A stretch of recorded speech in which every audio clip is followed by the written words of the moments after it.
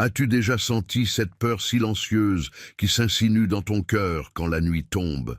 Ce frisson inexplicable qui parcourt ton âme lorsque les lumières s'éteignent et que le silence devient pesant. As-tu déjà essayé de dormir, mais tes pensées tournaient en boucle, te ramenant toujours vers ces angoisses que tu n'arrives pas à expliquer? Peut-être as-tu même prié, mais la paix n'est pas venue. Et si cette nuit, tout pouvait changer? Et si je te disais que Jésus veut te rencontrer dans cette nuit-là, pas pour t'effrayer ou te juger, mais pour te serrer contre lui et t'inonder d'un amour si profond, si réel, qu'aucune peur ne pourrait subsister dans ta chambre? Tu n'es pas seul.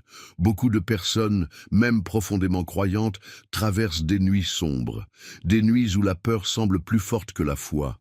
Des nuits où l'ennemi murmure ses mensonges à l'oreille, où les souvenirs du passé reviennent tenter, où l'incertitude du lendemain pèse plus lourd que jamais. Mais Jésus, lui, ne dort pas. Il veille. Et ce soir, il veut faire tomber un mur dans ton esprit. Un mur de peur, de solitude, de doute. Il veut faire entrer sa lumière là où tu pensais qu'il ne restait que des ténèbres. Il existe une prière simple, mais puissante. Une prière que tu vas découvrir dans cette vidéo et qui pourrait bien devenir ton arme spirituelle chaque soir. Car cette prière ne vient pas de moi, ni de quelque tradition humaine. Elle vient du cœur de Jésus lui-même. C'est une prière inspirée par sa parole, remplie de promesses de paix, de sécurité et d'un amour capable de transformer ta nuit en sanctuaire. Mais avant de continuer, j'aimerais que tu me dises, d'où regardes-tu cette vidéo? Commente simplement en dessous, dis-moi d'où tu nous suis. C'est plus qu'un geste, c'est un témoignage vivant que Jésus touche des cœurs aux quatre coins du monde, à travers ses enseignements. Tu n'imagines pas à quel point cela m'encourage, et encourage aussi ceux qui liront ton commentaire, à voir que nous sommes une grande famille, unie par la foi en Christ. Maintenant, je vais te demander un petit effort spirituel. Commente cette phrase avec foi, ici et maintenant dans les commentaires. Jésus remplit ma nuit de son amour. Pourquoi? Parce que cette déclaration, aussi simple soit-elle, est une graine que tu plantes dans ton cœur. C'est une parole de foi que tu proclames dans le monde spirituel. Et chaque mot de foi attire la présence du Seigneur. Aime aussi cette vidéo, car plus tu interagis, plus YouTube diffuse ce message à d'autres personnes qui vivent peut-être, à cette même heure, une nuit de peur ou de souffrance. En likant, tu participes activement à l'œuvre de Jésus. Tu fais partie des ouvriers de sa moisson, et crois-moi, c'est une raison d'être fier. Tu peux être fier de faire partie de cette chaîne, fier d'oser proclamer ta foi, fier de semer des messages d'amour et de paix dans un monde rempli d'anxiété. En t'abonnant à cette chaîne, tu ne fais pas qu'activer une cloche, tu affirmes ta soif spirituelle, ton engagement, ton désir d'entendre Jésus même au milieu de la nuit. Cette prière nocturne est plus qu'une série de mots, c'est une immersion dans l'amour de Jésus. Et si tu te demandes pourquoi c'est important de commenter, aimer et t'abonner, souviens-toi que beaucoup de nos frères et sœurs n'ont pas d'église, pas de pasteur, pas de soutien spirituel autour d'eux. Ce contenu est devenu pour eux un phare dans la tempête. Et pour que ce phare continue d'éclairer, nous avons besoin de ta lumière aussi. Alors, fais-le maintenant. Commente paix en Christ. C'est notre mot de passe spirituel, notre cri de foi partagé. Chaque fois que tu écris cela, tu envoies une vibration de paix dans le monde spirituel et tu prépares ton cœur pour recevoir ce que Jésus veut te dire. Je vais te révéler un secret. L'avant-dernière leçon de cette vidéo contient peut-être la clé pour débloquer une bénédiction que tu attends depuis longtemps. Je ne te dis pas cela pour t'attirer, mais parce que je crois vraiment que Jésus garde parfois des perles pour ceux qui persévèrent jusqu'au bout. Dans les prochaines minutes, tu vas voyager à travers la Bible. Tu vas découvrir comment Jésus est intervenu dans la nuit de ses enfants, comment il a parlé dans le silence, comment il a transformé la peur en foi, l'angoisse en adoration, le tremblement en paix profonde. Nous allons méditer sur des histoires, des versets, des images bibliques puissantes qui vont t'accompagner chaque nuit.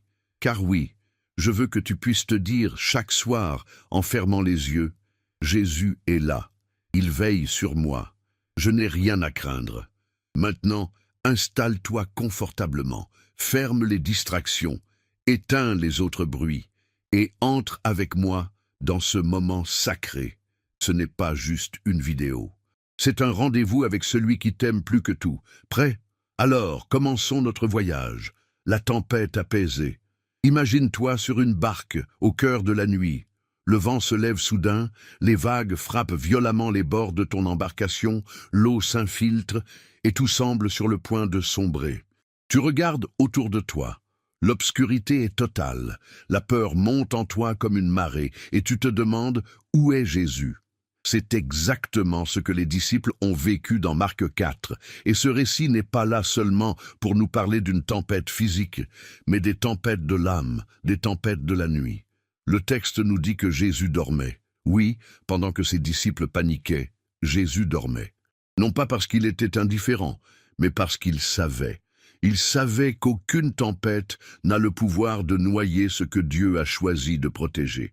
Il savait que même les vents les plus violents lui obéissent. Et c'est là que commence ta paix. Pas dans l'absence de tempête, mais dans la présence de Jésus. Ce soir, peut-être ressens-tu cette tempête. Pas une tempête de pluie ou de vent, mais une tempête intérieure. Des pensées qui s'agitent, des souvenirs douloureux, des inquiétudes pour demain, des voix qui chuchotent l'échec, l'abandon, la peur. Tu regardes autour de toi et tu ne vois que l'obscurité. Mais permets-moi de te dire ceci. Jésus est dans ta barque et il ne t'a pas oublié. Les disciples ont crié « Maître, ne t'inquiètes-tu pas de ce que nous périssons ?» Et combien de fois avons-nous crié cette même phrase dans notre cœur? Pourtant, Jésus s'est levé. Il s'est levé au milieu de la nuit, et il a parlé à la tempête. Il n'a pas crié, il n'a pas paniqué, il a simplement dit « Silence, tais-toi » et la tempête s'est arrêtée. Ce même Jésus veut ce soir se lever dans ta vie et parler à tes tempêtes. Il veut dire à ton cœur agité « Silence, paix ». Je suis là. Tu n'as pas besoin de comprendre le pourquoi de la tempête. Tu as juste besoin de te souvenir de qui est dans ta barque. Et si Jésus est là, alors tu ne couleras pas. Même si l'eau monte, même si les vents soufflent, tu ne sombreras pas. Il est ton refuge dans la nuit, et ce récit va encore plus loin. Il nous montre que Jésus n'était pas en dehors de la tempête, mais dedans. Il était avec eux, traversant la même mer, la même nuit, la même peur. Et c'est cela l'amour de Jésus. Il ne t'attend pas au bord de l'épreuve. Il marche avec toi à l'intérieur. Il dort dans ta barque pour que tu n'oublies jamais que tu n'es pas seul. Ce soir, je t'invite à fermer les yeux et à visualiser Jésus debout dans ta barque. Imagine-le lever les mains et parler à ta peur. Entends-le te dire « Pourquoi as-tu peur? N'as-tu pas encore la foi ?» Et laisse cette parole pénétrer ton cœur. Laisse cette foi naître en toi. La foi qu'aucune tempête n'est plus grande que ton Sauveur. Maintenant, si ce message t'a touché, je t'invite à poser un acte de foi simple mais puissant. Commente cette phrase juste en dessous. « Jésus est dans ma barque ». Cette déclaration n'est pas banale, elle est spirituelle. Elle est une proclamation contre les ténèbres. Elle dit à l'ennemi « Tu n'as aucun pouvoir ici, car mon Seigneur est avec moi ». Et n'oublie pas, en aimant cette vidéo, tu permets à d'autres personnes qui traversent peut-être leur propre tempête cette nuit de recevoir ce message de paix. Chaque j'aime est une graine d'espoir que tu sèmes dans la vie d'un inconnu. Tu fais partie de cette mission, et c'est beau. Es-tu prêt à poursuivre ce voyage spirituel? Le psaume 91. Quand la nuit tombe, que tout devient silence et obscurité, beaucoup cherchent un refuge. Certains s'enferment dans leurs pensées, d'autres dans la distraction, d'autres encore dans la peur. Mais le croyant, lui, a un abri secret, un lieu spirituel, invisible mais réel. C'est ce que le psaume 91 appelle le lieu secret du Très-Haut. Ce psaume n'est pas juste un poème ancien. Il est une arme, un bouclier, une couverture chaude dans les nuits froides de la vie. Il commence ainsi. Celui qui demeure sous l'abri du Très-Haut repose à l'ombre du Tout-Puissant. Il ne dit pas « celui qui passe, celui qui visite », mais celui qui demeure. Celui qui fait de la présence de Jésus sa maison. As-tu déjà fait de Jésus ton refuge nocturne? pas seulement ton Seigneur du dimanche, mais ton protecteur de la nuit. Ce psaume est un remède spirituel pour les insomnies de l'âme.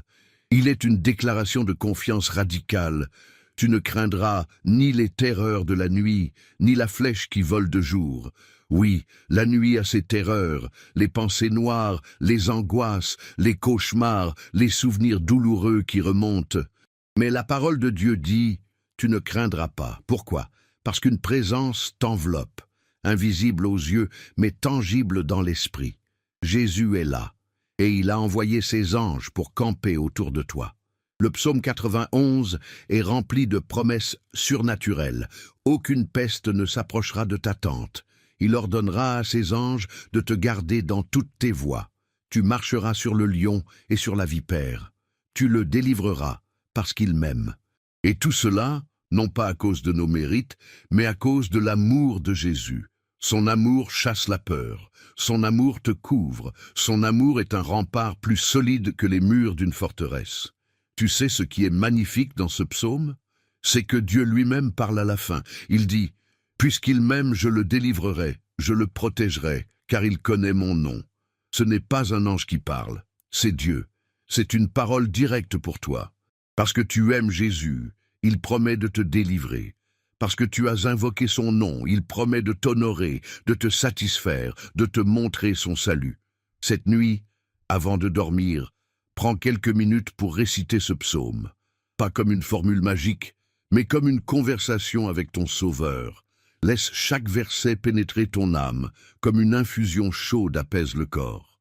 Visualise cette ombre protectrice du Tout-Puissant s'étendre sur toi. Entends les ailes de ses anges qui te recouvrent. Et respire. Tu es en sécurité. Dans les moments de grande peur, beaucoup récitent ce psaume à voix haute, car il n'y a rien de plus puissant que la parole de Dieu proclamée dans la foi. Si tu le fais avec ton cœur, tu sentiras une paix descendre sur toi. Une paix que le monde ne comprend pas, mais que ton esprit reconnaît, c'est la paix de Jésus. Ce soir, je veux t'inviter à transformer ta chambre en sanctuaire. Pose ta main sur ton cœur, ferme les yeux et répète cette prière. Seigneur Jésus, je fais de ta présence mon abri.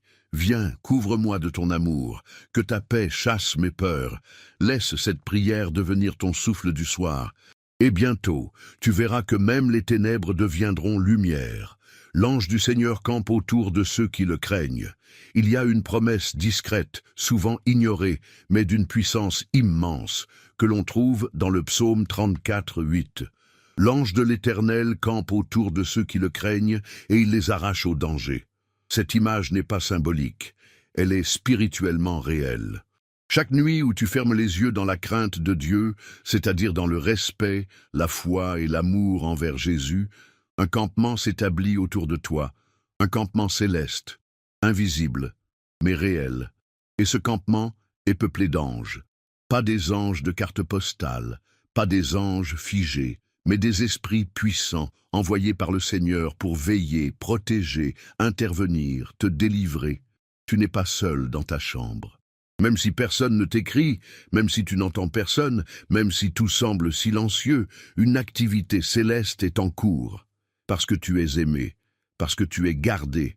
Le verset ne dit pas que l'ange visite, il dit qu'il campe, il s'installe, il fait de ton espace un poste de veille spirituel. L'image est forte, un campement. Cela signifie feu, veille, sentinelle, arme prête, vigilance constante. Alors que tu dors, le monde spirituel est en alerte autour de toi. Jésus ne laisse pas ses enfants exposés. Combien de fois as-tu été épargné sans le savoir? Combien de fois as-tu ressenti un frisson, une sensation, un souffle de paix inattendu? Peut-être était-ce un ange. Peut-être était-ce ce messager céleste, envoyé spécialement pour toi. Et la bonne nouvelle, c'est qu'il est encore là ce soir.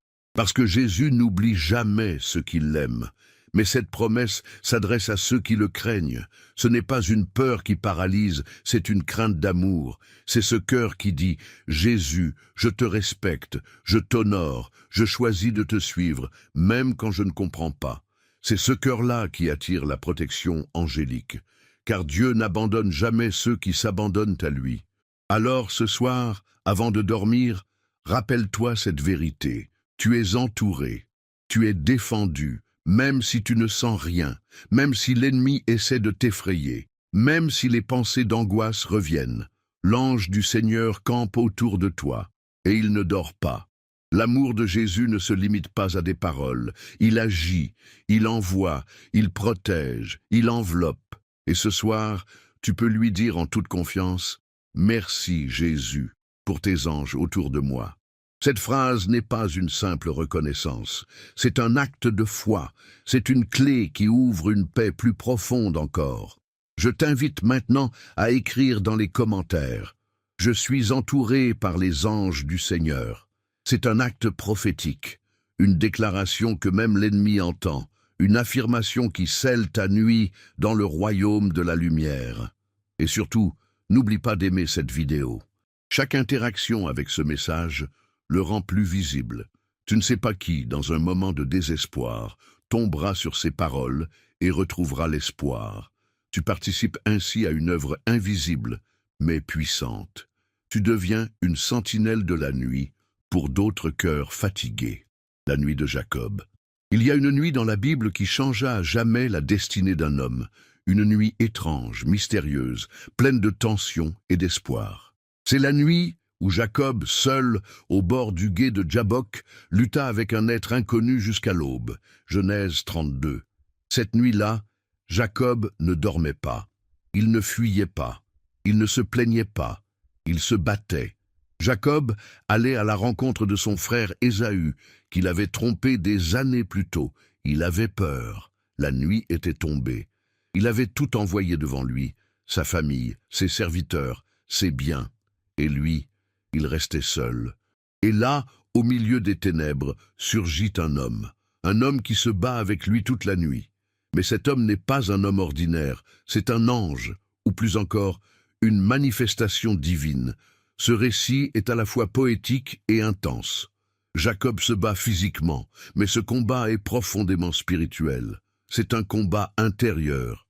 Il lutte contre ses peurs, contre son passé, contre sa culpabilité, contre son identité. Et c'est exactement ce que vivent tant d'âmes aujourd'hui, dans le silence de la nuit. Nous ne luttons pas contre des hommes, mais contre nos pensées, nos souvenirs, nos regrets. Et comme Jacob, beaucoup tombent, se relèvent, pleurent, supplient, mais ne lâchent pas. La clé de cette histoire, c'est cette parole que Jacob prononce. « Je ne te laisserai point aller, que tu ne m'aies béni. » Quelle force dans cette prière!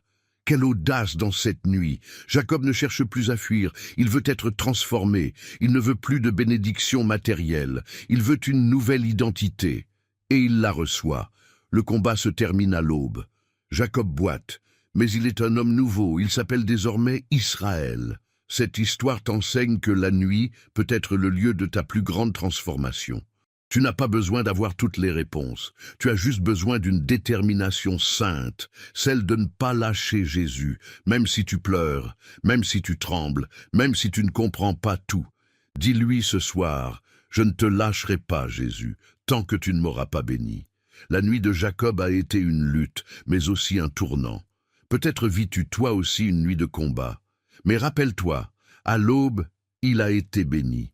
À l'aube, il est sorti changé. Tu peux traverser cette nuit, car Jésus est avec toi. Et parfois, ce n'est pas le confort qu'il te donne, mais la victoire à travers la persévérance. Cette nuit, ose prier autrement. Ne cherche pas juste à t'endormir vite.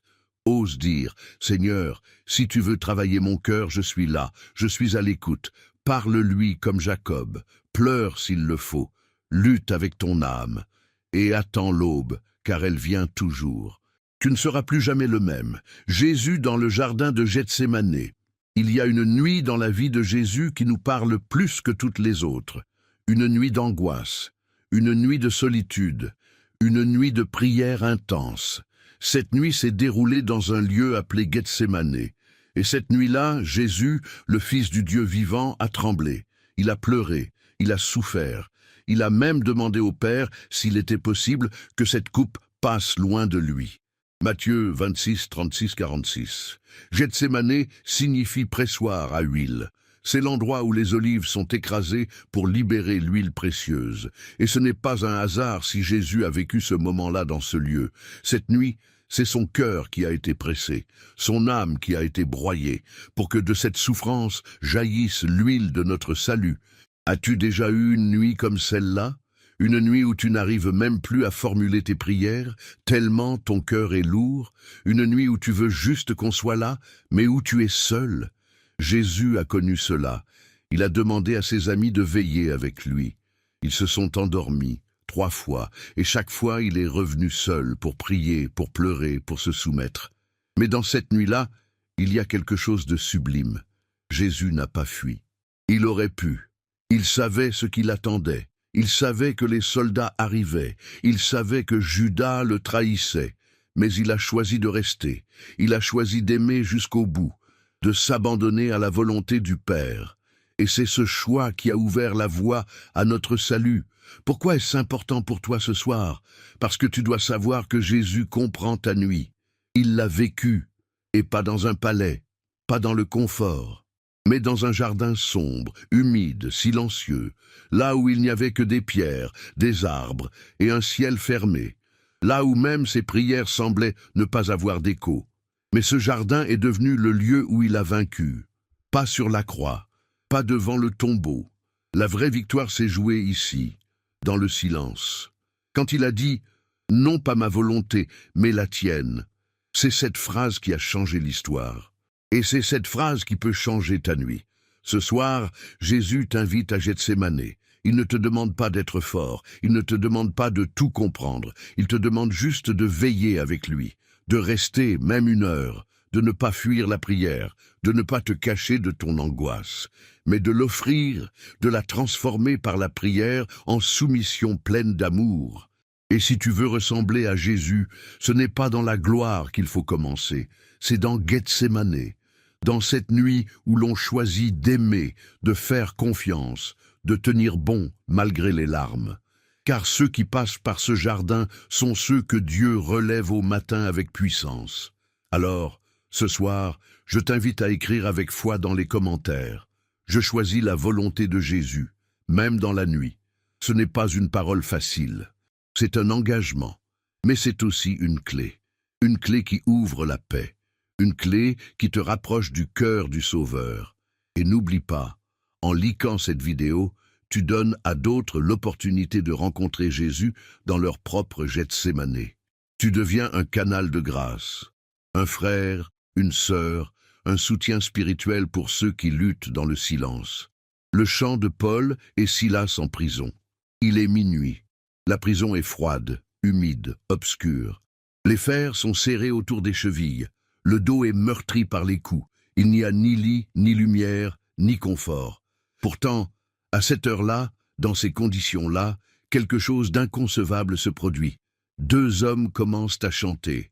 Paul et Silas, emprisonnés pour avoir prêché Jésus, ne gémissent pas, ils ne murmurent pas, ils ne dorment même pas, ils louent.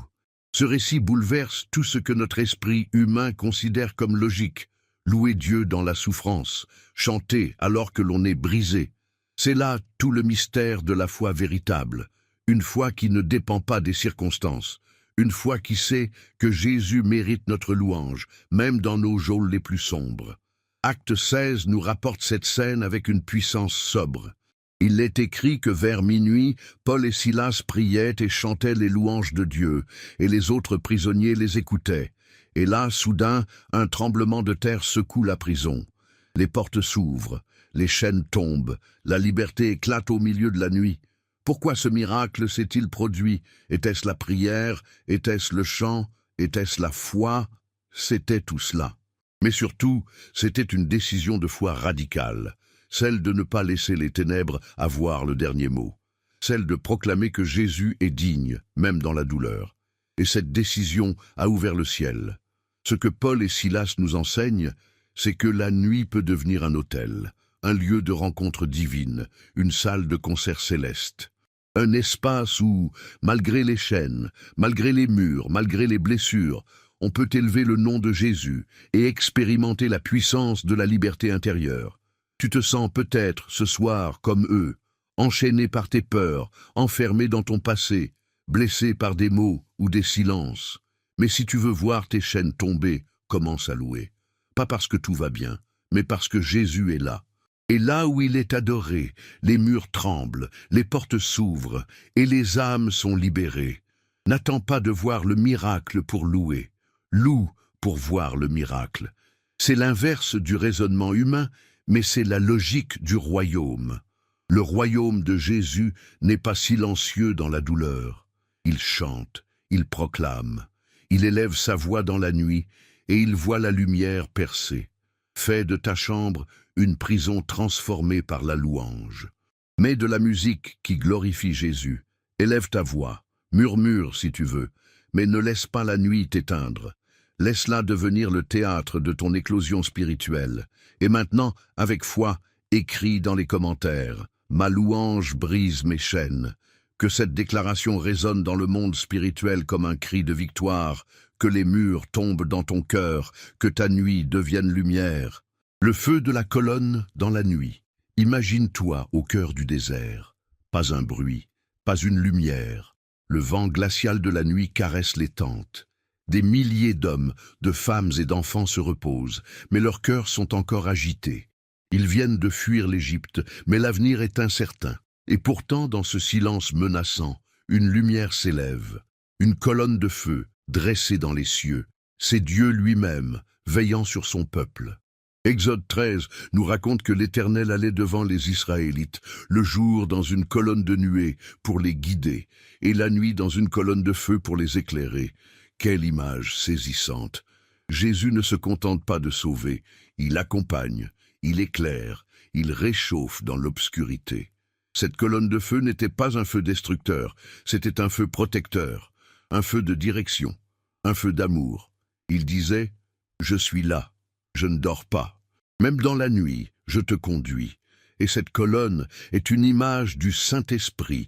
Il ne dort jamais, il ne s'éteint jamais, il reste présent, même quand toi, tu perds de vue ton chemin. Beaucoup croient que Jésus n'agit que le jour, dans la clarté, quand tout va bien. Mais la vérité, c'est qu'il se révèle pleinement dans la nuit, et son feu ne dépend pas de ton niveau de foi, il dépend de son amour.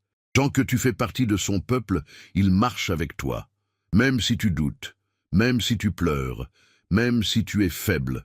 Le désert, c'est l'épreuve. Mais la nuit dans le désert, c'est l'intimité.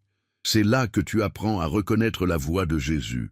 C'est là que tu apprends à suivre la lueur de sa présence, pas les bruits du monde.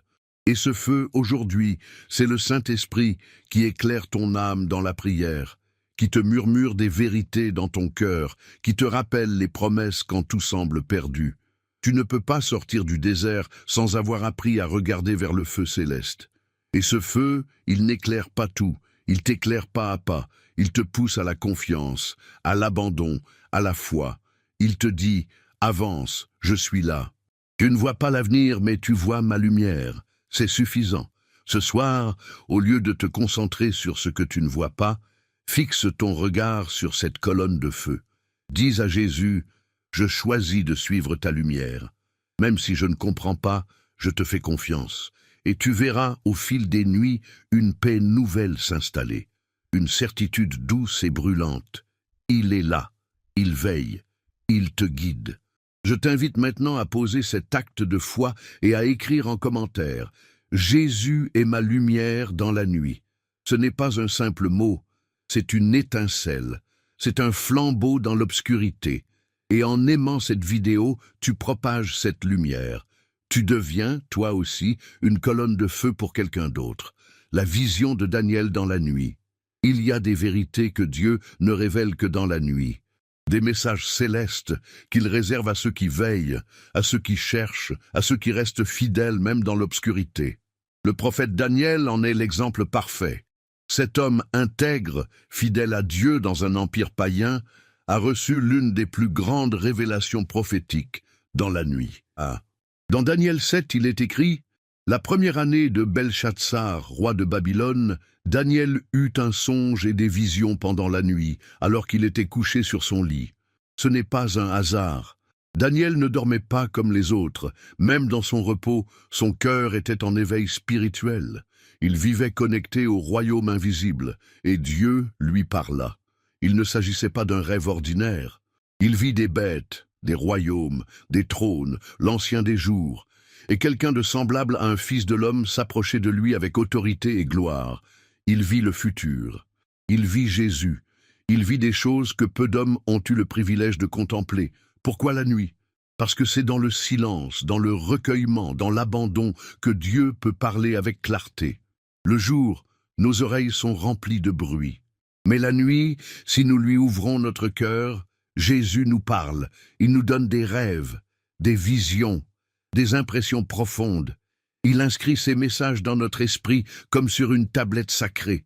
Tu n'as pas besoin d'être prophète pour cela.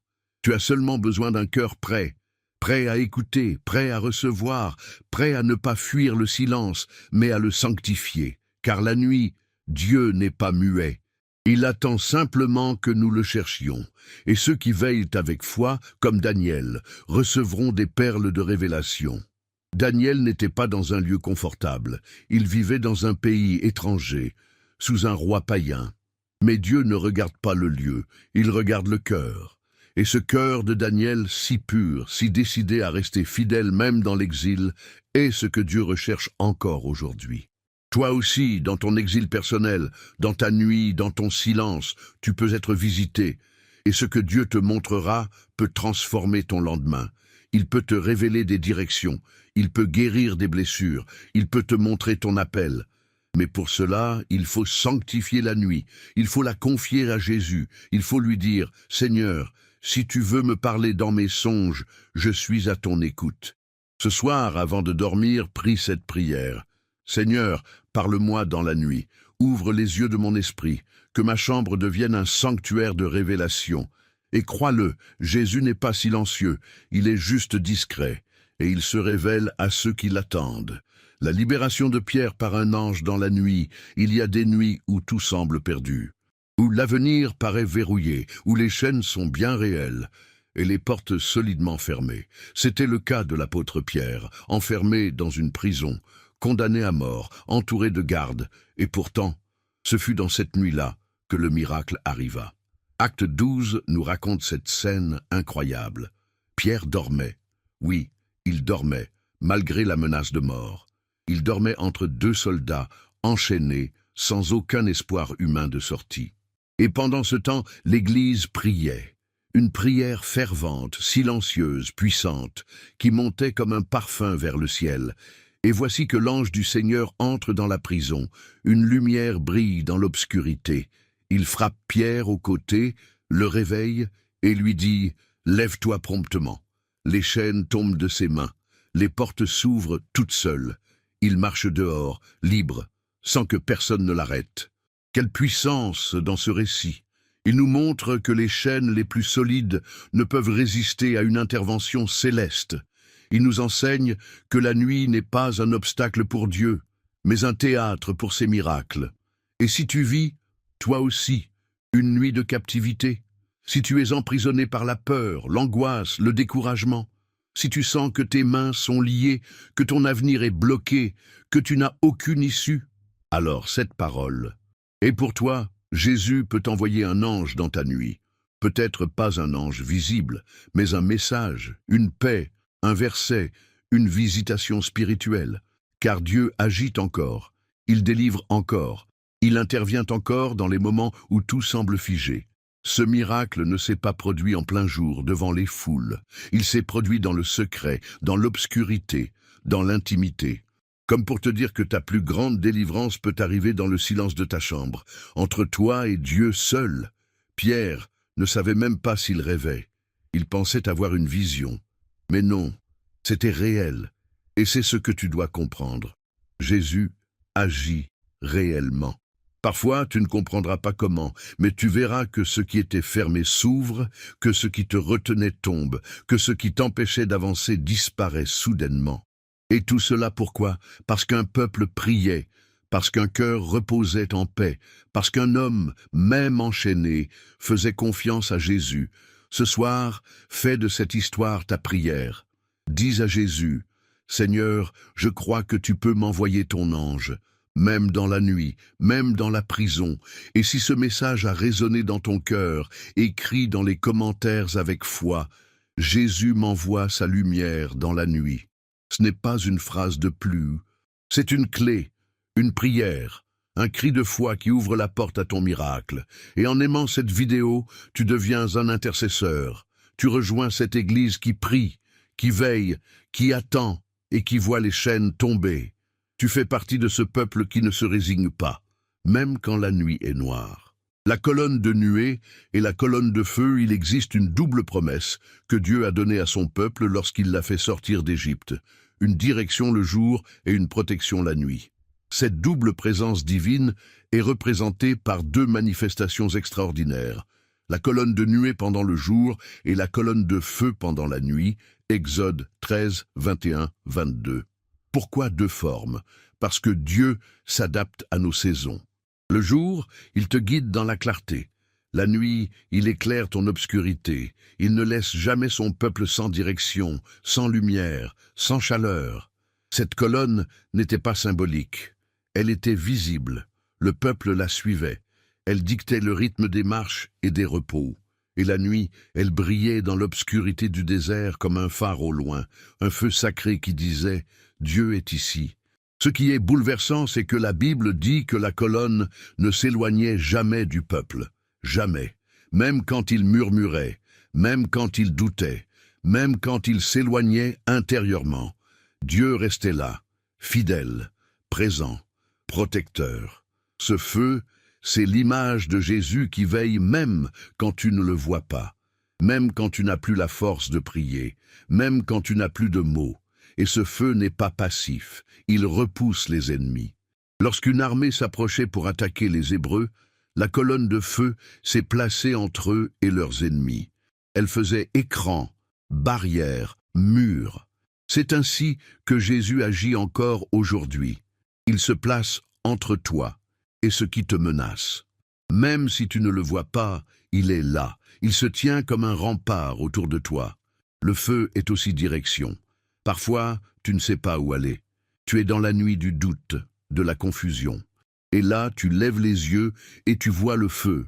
Tu sens sa chaleur, tu entends une voix intérieure. Reste ici, avance, attends. Jésus ne parle pas toujours fort, mais il parle. Et si tu fixes les yeux sur lui, tu sauras quoi faire.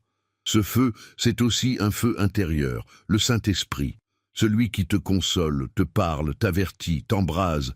Il ne s'éteint jamais, il attend seulement que tu l'écoutes, que tu lui fasses une place, que tu reconnaisses que tu as besoin de lui même dans la nuit.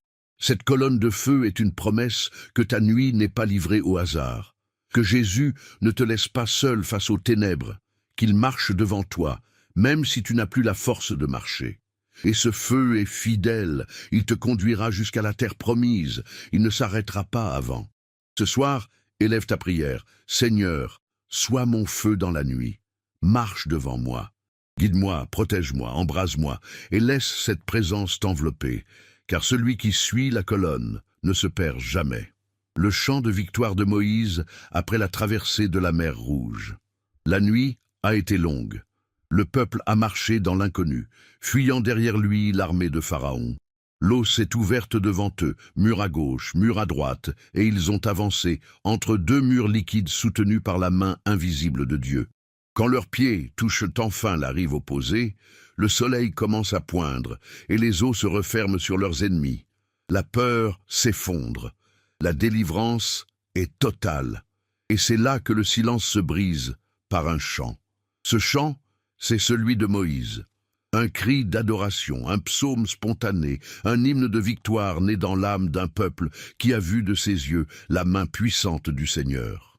De Exode 15. Pourquoi ce chant est-il si important? Parce qu'il marque la fin d'une nuit de peur et le commencement d'un matin de liberté. Il vient sceller la foi dans le cœur du peuple. Il transforme la mémoire de la nuit non en traumatisme, mais en témoignage. Moïse chante, et le peuple chante avec lui. L'Éternel est ma force et le sujet de mes louanges. Il est devenu mon salut. Tu vois, ce chant n'est pas seulement une réaction émotive. Il est une arme spirituelle. Il ancre dans le cœur la fidélité de Dieu. Il grave dans l'âme la mémoire du miracle. Il inscrit dans les cieux la reconnaissance éternelle d'un peuple sauvé. Et ce chant, tu peux l'apprendre. Tu peux le faire tien. Peut-être as-tu traversé, toi aussi, une mer rouge symbolique, une saison d'angoisse, une situation où il n'y avait aucune issue visible. Mais Jésus t'a fait passer. Il a ouvert un chemin où il n'y en avait pas. Et maintenant, il te dit, ne garde pas le silence. Chante. La foi ne se nourrit pas seulement de promesses, mais aussi de souvenirs vivants de délivrance. Et le chant de Moïse est un modèle. Il rappelle ce que Dieu a fait, il proclame sa puissance, il exalte sa fidélité, il prépare aussi le cœur pour la suite du voyage, car même après la mer Rouge, il y aura d'autres défis. Mais ce chant devient le témoignage qui garde l'espérance vive. Le peuple d'Israël aurait pu fuir dans le silence, mais il a chanté, car la louange scelle les victoires. Elle est le langage de ceux qui savent que ce n'est pas leur force qui les a sauvés, mais l'amour d'un Dieu fidèle. Et ce chant traverse les siècles pour te rappeler aujourd'hui que ton Dieu est le même. Alors ce soir, même si tu es encore dans la nuit, commence à chanter. Même si tu es au bord de la mer, commence à louer, car ta traversée est proche. Et quand tu passeras de l'autre côté, que ton premier mot ne soit pas un soupir mais un chant. Je t'invite maintenant à écrire dans les commentaires avec foi. Ma louange scelle ma victoire. En aimant cette vidéo, tu fais plus qu'un geste numérique. Tu t'unis à une armée de cœurs qui proclame que la nuit appartient à Jésus et que le matin vient toujours avec un chant. La révélation à Samuel pendant la nuit. C'est dans le silence du temple, entre les lampes encore allumées et les voiles qui séparaient le saint lieu, qu'un jeune garçon, Samuel, a entendu la voix de Dieu pour la première fois. 1 Samuel 3. Ce n'était pas en plein jour, lors d'une grande célébration, ni au milieu d'une foule. C'était dans la nuit, dans l'intimité, dans le calme. Samuel dormait près de l'arche de Dieu. Cela signifie qu'il reposait près de la présence divine, dans un lieu de sainteté. Mais ce qu'il ne savait pas encore, c'est que Dieu allait lui parler, pas à travers un rêve, mais par une voix réelle. Une voix qui l'appela 3 fois, « Samuel, Samuel ». Ce récit bouleverse parce qu'il montre que Dieu parle au cœur disponible, même s'ils sont jeunes, même s'ils ne comprennent pas encore. Ce n'est pas l'expérience de Samuel qui a attiré Dieu, c'est sa proximité et sa pureté. Il était là, disponible, prêt, humble. Combien d'entre nous cherchent des signes, des paroles, des révélations, mais ne s'arrêtent jamais dans le silence? Combien dorment loin de l'arche, distraits, remplis de bruit, alors que Jésus veut parler? Ce soir, Samuel nous enseigne une chose essentielle. La nuit est une opportunité divine pour entendre. Dieu appelle. Il appelle encore. Mais souvent, nous ne reconnaissons pas sa voix. Comme Samuel, nous pensons que c'est autre chose. Une pensée, une impression, une émotion. Mais c'est bien Jésus. Et pour le reconnaître, il faut faire comme Samuel, après avoir été guidé par le prêtre Élie. « Parle, Seigneur, car ton serviteur écoute. » Cette phrase est puissante. Elle change tout. Elle transforme une nuit ordinaire en moment de révélation éternelle. Elle ouvre la porte à une vie prophétique, à une intimité renouvelée avec Jésus. Ce que Dieu a révélé à Samuel cette nuit-là n'était pas facile. C'était une parole lourde, un jugement. Mais elle était vraie, et à partir de ce jour, Dieu ne cessa plus de parler à Samuel. Pourquoi? Parce que ce jeune cœur avait écouté. Il n'avait pas fui la voix, il avait dit oui. Tu veux entendre Jésus? Commence par lui dire ce soir, « Parle Seigneur, ton serviteur écoute ». Dis-le sincèrement, même si tu n'as jamais entendu sa voix, même si tu doutes encore. Dis-le avec foi. Et ouvre ton cœur, car Dieu ne cherche pas les plus éloquents, il cherche les plus disponibles. La nuit, Dieu appelle, toujours. La question est, qui répondra? Ne te laisse pas endormir sans cette prière. Même un murmure peut ouvrir le ciel, même une parole faible peut attirer la gloire. Jésus est prêt. Es-tu prêt à écouter? Écris dans les commentaires cette déclaration d'engagement. Seigneur, parle-moi cette nuit. Et aime cette vidéo pour que d'autres âmes comme Samuel soient réveillées par la voix divine. Tu n'es pas trop jeune Pas trop vieux, pas trop loin. Tu es exactement là où Dieu peut parler. Le songe de Joseph qui a changé l'histoire. Il y a des nuits qui ne sont pas seulement des pauses dans le temps, mais des tournants divins. C'est ce qu'a vécu Joseph, le fiancé de Marie, alors qu'il était tourmenté, rempli de questions, inquiet face à une situation incompréhensible, la grossesse inexpliquée de celle qu'il aimait, il s'endormit. Et c'est dans ce sommeil que Dieu intervint. Matthieu 1:18-25. Joseph pensait la répudier en secret. Il voulait agir avec justice, mais aussi avec douceur. Son cœur était déchiré. Et c'est dans cet état d'âme, dans la nuit de l'âme et dans la nuit physique, que le ciel parla. Un ange du Seigneur lui apparut en songe et lui dit « Ne crains pas de prendre Marie pour femme, car l'enfant qu'elle a conçu vient du Saint-Esprit. » Ce rêve a tout changé. Ce rêve, reçu dans la nuit, a protégé la naissance de Jésus, a préservé la destinée de Marie et a placé Joseph dans son appel divin. Et tout cela, pourquoi? Parce qu'il a écouté, parce qu'il a cru, parce qu'il n'a pas ignoré la voix céleste dans son sommeil. Ce passage est bouleversant, car il te montre que Jésus agit aussi par les rêves. Pas les rêves dictés par tes peurs ou ton imagination, mais les songes inspirés par l'Esprit, ceux qui te réveillent avec une clarté nouvelle, un apaisement profond, une certitude intérieure. Dieu parle encore la nuit, il le fait avec des images, des voix, des impressions profondes. Mais il le fait. Joseph aurait pu ignorer ce songe, mais il a choisi l'obéissance dans la foi. Il a accueilli une parole spirituelle dans une circonstance humaine troublée, et il a vu sa vie se transformer. Il est devenu gardien du plus grand trésor du ciel, Jésus-Christ enfant. Ce que tu vis aujourd'hui peut être, toi aussi, un moment d'incertitude. Tu ne comprends pas ce que Dieu fait. Tu as des décisions à prendre. Tu as peur de mal faire. Tu veux bien faire, mais tu doutes. Et ce soir, Jésus te dit, ne crains pas, écoute ma voix même dans la nuit.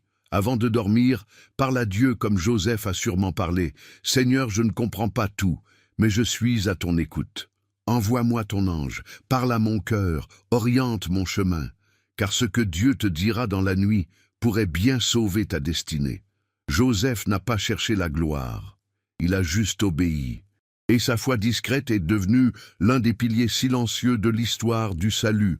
Il n'a pas prêché, il n'a pas écrit, il a seulement cru, et Dieu l'a utilisé. Si tu veux toi aussi dire oui à la voix divine, écris dans les commentaires « Seigneur, je t'écoute même dans mes rêves » et aime cette vidéo pour que d'autres, dans leur confusion, reçoivent la direction divine. La nuit n'est pas la fin. Elle peut être le commencement d'une histoire divine. La nuit où Jésus marcha sur les eaux, imagine la scène. Les disciples sont seuls dans une barque, en pleine mer, en pleine nuit. Le vent est contraire, les vagues sont menaçantes, la progression est lente, pénible. Ils rament, sans Jésus. Il les avait envoyés devant lui pendant qu'il priait seul sur la montagne. Matthieu 14, 22, 33. Mais alors que la nuit s'épaissit et que leurs forces s'épuisent, quelque chose d'inattendu se produit. Ils voient une silhouette marcher sur les eaux. Ils sont pris de peur. Ils crient, pensant voir un fantôme. Mais cette voix qu'ils connaissent si bien leur répond « Rassurez-vous, c'est moi. N'ayez pas peur. » Et là, au cœur de la tempête, Jésus ne calme pas tout de suite les eaux. Il fait mieux.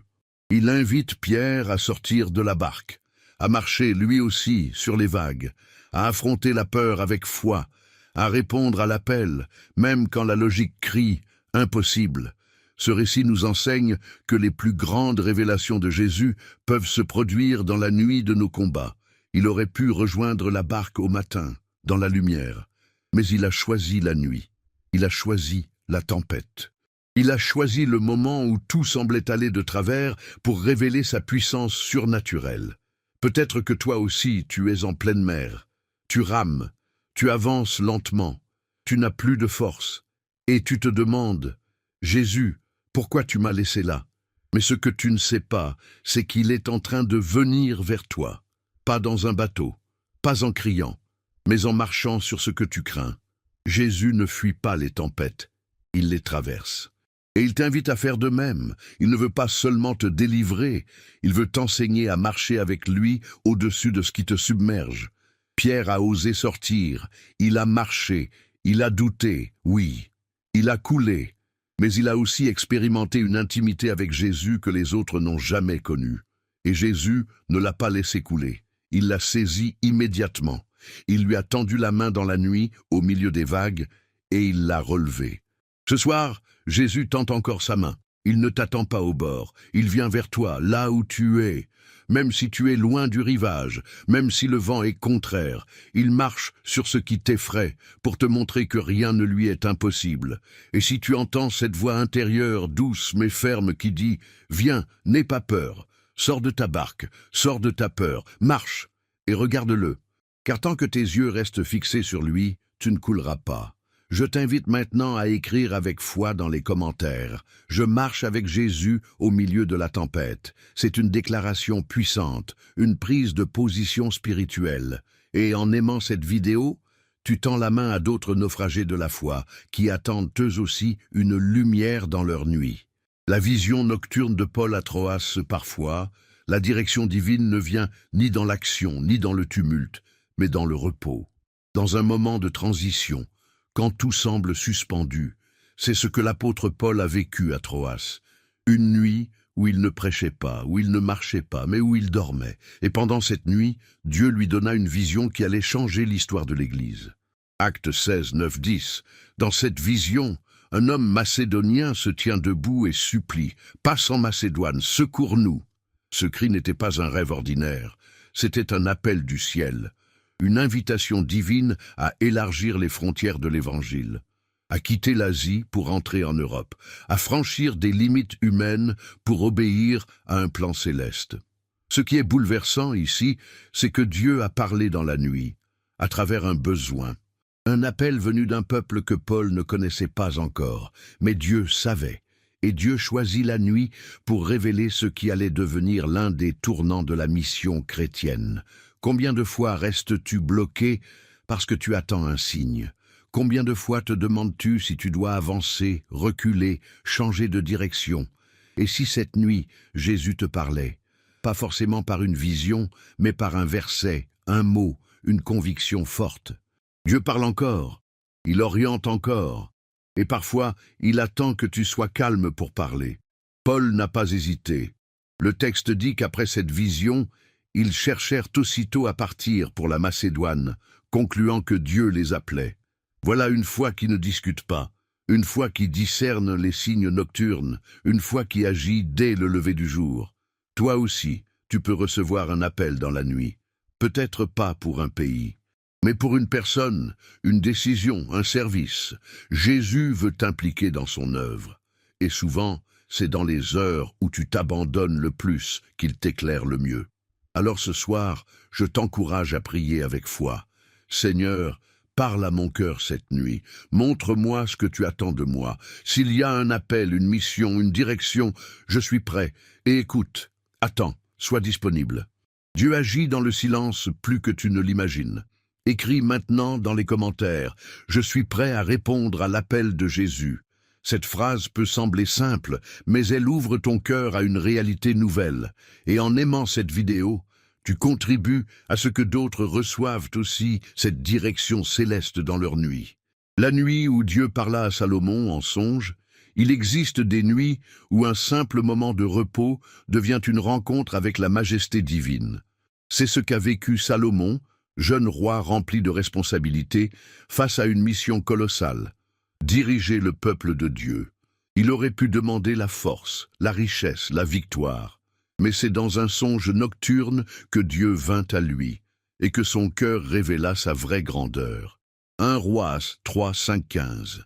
La Bible nous dit « À Gabaon, l'Éternel apparut à Salomon pendant la nuit dans un songe, et Dieu lui dit « Demande ce que tu veux que je te donne. Quelle question, et quel moment pour la poser ?» Dieu ne l'a pas interrogé en plein jour, devant le peuple, mais dans le silence de la nuit. Pourquoi? Parce que la nuit révèle l'essentiel.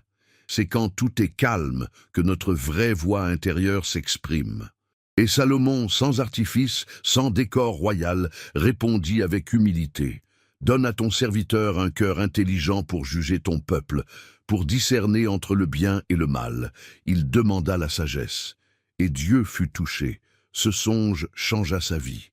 Il ne se réveilla pas seulement avec des souvenirs flous, il se réveilla avec une promesse. Dieu lui donna la sagesse, mais aussi ce qu'il n'avait pas demandé, richesse, honneur, longévité. Pourquoi? Parce que Salomon avait cherché d'abord le cœur de Dieu. Et toi, si Dieu te posait cette question ce soir, que veux-tu que je te donne? Que répondrais-tu? Peut-être des choses légitimes, la paix, la guérison, la stabilité. Mais, et si tu demandais comme Salomon, donne-moi un cœur qui comprend, donne-moi ta sagesse, Seigneur.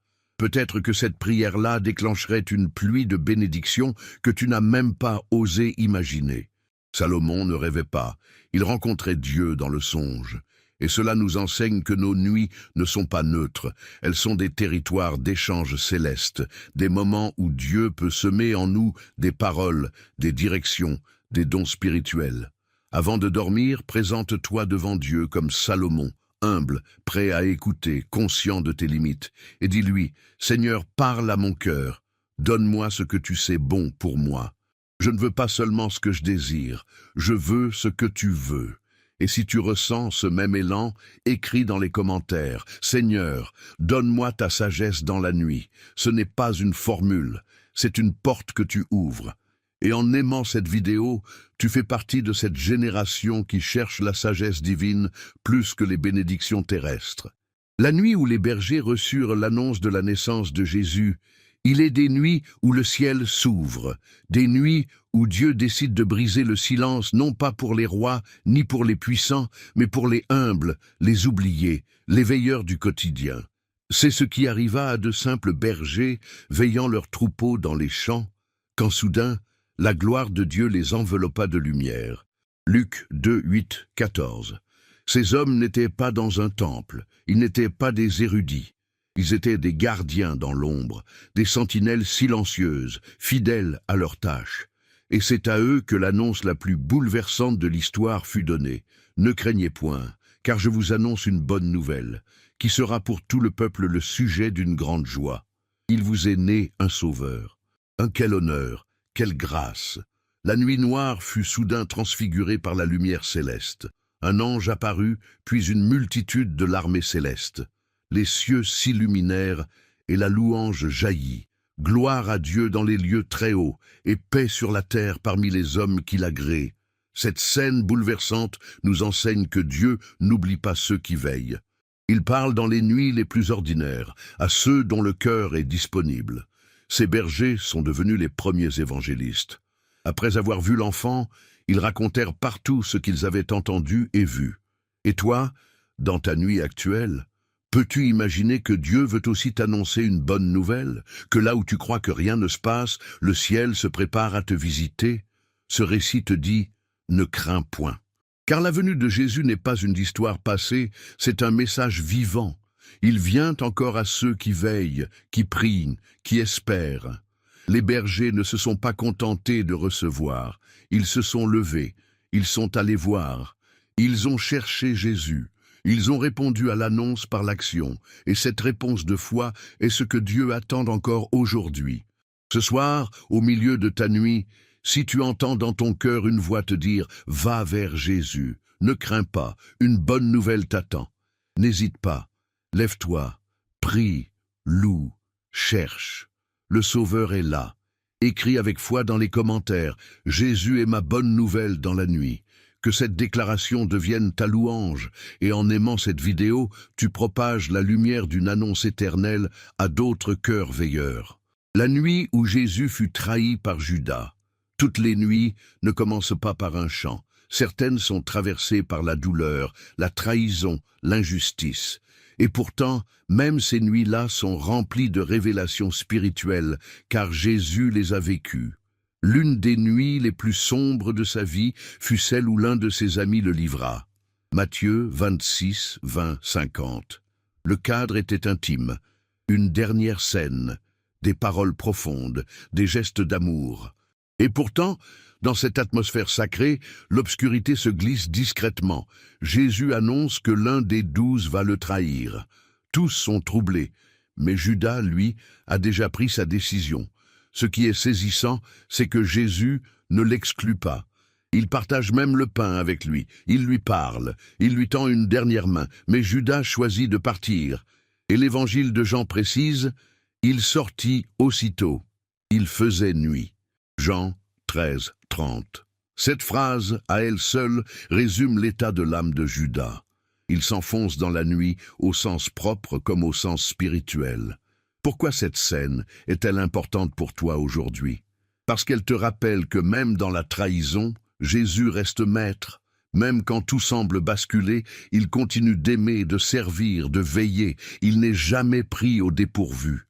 Et cela signifie que toi aussi, tu peux lui faire confiance dans les nuits d'incompréhension. Tu as peut-être été trahi par un proche, par quelqu'un à qui tu avais donné ta confiance. Peut-être que cette nuit, ton cœur est lourd à cause d'un abandon, d'un mensonge, d'un rejet. Jésus comprend cette douleur car il l'a vécue, mais il ne s'est pas arrêté là. Il a choisi d'aimer jusqu'au bout. Il a poursuivi son chemin jusqu'à la croix. Et c'est ce choix qui a ouvert le salut pour toi. Il aurait pu fuir, se défendre, se justifier. Il a choisi le silence, l'amour, la croix. Ce récit t'invite à ne pas laisser la nuit t'avaler, à ne pas te fermer comme Judas, mais à rester proche de Jésus, même quand tout vacille. Car même trahi, Jésus reste fidèle. Même blessé, il guérit. Même abandonné, il ne t'abandonne pas. Si tu vis une nuit de trahison, dis-lui, « Seigneur, je te confie mes blessures. Aide-moi à aimer comme toi. » Et tu verras que la lumière revient toujours. Je t'invite maintenant à écrire dans les commentaires « Je choisis d'aimer, même dans la nuit ». Et en aimant cette vidéo, tu choisis de semer la paix dans un monde blessé. Tu deviens un témoin du pardon et de l'espérance. La nuit de la résurrection, quand la pierre fut roulée, il est une nuit que le monde entier ignore, mais que le ciel n'oubliera jamais. Une nuit silencieuse, mystérieuse, sans témoin. La nuit où Jésus est sorti du tombeau. Matthieu 28, 1, 6. Personne n'a vu ce moment. Aucun apôtre, aucun soldat, aucun ange ne fut témoin oculaire de l'instant précis où la vie est revenue dans ce corps crucifié. Mais cette nuit-là, pendant que le monde dormait, la victoire éternelle était en train de s'accomplir. La Bible dit que c'est tôt le matin, au lever du jour, que les femmes vinrent au tombeau. Mais ce qu'elles découvrirent avait déjà eu lieu. La pierre avait été roulée, le tombeau était vide, les gardes étaient terrassés, et l'ange annonçait « Il n'est pas ici, il est ressuscité ». Ce que cela signifie pour toi, c'est que Jésus agit même quand tu ne vois rien, même dans tes nuits les plus sombres, quand tout semble figé, froid, sans espoir. Il est déjà en train de rouler la pierre. Ce qui te semble immobile est peut-être déjà en train de changer. Ce que tu crois être une fin est peut-être le commencement de ta résurrection. Le plus grand miracle de l'histoire s'est produit dans le silence de la nuit, pas avec des trompettes, pas avec des foules, mais dans la puissance tranquille d'un Dieu qui défie la mort. Et ce même Jésus vit aujourd'hui. Et s'il a roulé sa propre pierre, il peut rouler la tienne. La pierre peut représenter ta peur, ton péché, ton passé, ton découragement, ton incrédulité. Elle semble lourde, immobile, mais Jésus n'a pas besoin d'aide humaine pour la déplacer. Il agit, il délivre, il ressuscite. Et ce matin-là, les femmes ne l'ont pas trouvé là où elles l'avaient laissé, parce que Jésus ne reste pas dans les lieux de mort. Il avance, il t'attend sur le chemin, il te devance. Cette nuit, alors que tu te prépares à dormir, rappelle-toi ceci. Ta délivrance peut être en marche, même si tu ne vois rien. Jésus travaille dans le silence. Il agit pendant que tu respires, pendant que tu dors, pendant que tu pries. Fais cette prière avec foi.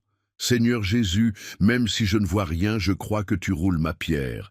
Et crois-le, car au matin, tu verras la lumière, tu entendras la voix de l'ange, tu sentiras la paix de la résurrection. Écris dans les commentaires cette déclaration puissante. Jésus roule ma pierre, même dans la nuit. Et en aimant cette vidéo, tu partages la victoire du ressuscité avec d'autres cœurs qui attendent encore l'aube. La nuit où Nicodème est venu voir Jésus, il y a des questions que l'on n'ose pas poser en plein jour. des doutes, des soifs, des élans de l'âme que l'on cache sous une apparence religieuse. C'est ce que vivait Nicodème, un homme instruit, un chef parmi les Juifs, respecté et sage, mais spirituellement inquiet. Et c'est de nuit qu'il vint vers Jésus. Jean 3, 1, 21. Pourquoi la nuit? Par peur, peut-être, mais aussi parce que la nuit est propice à la vérité. Elle enlève le masque, elle pousse à l'introspection. C'est dans le silence nocturne que les grandes décisions spirituelles se murmurent d'abord avant de se proclamer. Nicodème est venu avec des interrogations, mais il a reçu une révélation. Jésus ne le rejette pas. Il ne se moque pas. Il ne dénonce pas sa prudence. Il l'accueille. Et il lui parle du mystère de la nouvelle naissance. C'est à lui que Jésus dit ces paroles inoubliables. Il faut que tu naisses de nouveau. Et aussi, car Dieu a tant aimé le monde qu'il a donné son Fils unique. Oui, c'est dans cette nuit que Jésus a révélé le cœur même de son message. La nuit où un homme, ébranlé dans ses certitudes, a osé poser la vraie question « Qui es-tu vraiment ?» Et Jésus a répondu. Il a parlé de l'Esprit, de la lumière, du salut, de l'amour du Père. Nicodème représente ceux qui croient, mais n'osent pas encore tout abandonner. Ceux qui sentent que Jésus est la vérité, mais qui avancent prudemment, un pas après l'autre. Et ce que Jésus fait avec lui, il le fait encore aujourd'hui. Il éclaire la nuit des chercheurs sincères. Tu peux être comme Nicodème, en apparence solide mais intérieurement en quête. Et cette nuit, Jésus te dit, « Viens à moi, même dans le secret. Je ne te rejetterai pas. » Il veut t'expliquer ce que c'est que naître de l'esprit. Il veut te faire passer de la connaissance religieuse à la transformation intérieure. Ce dialogue nocturne a changé la vie de Nicodème. Plus tard, il défendra Jésus. Puis, après la crucifixion, il viendra à découvert pour oindre son corps. La foi née dans la nuit a grandi jusqu'à la lumière.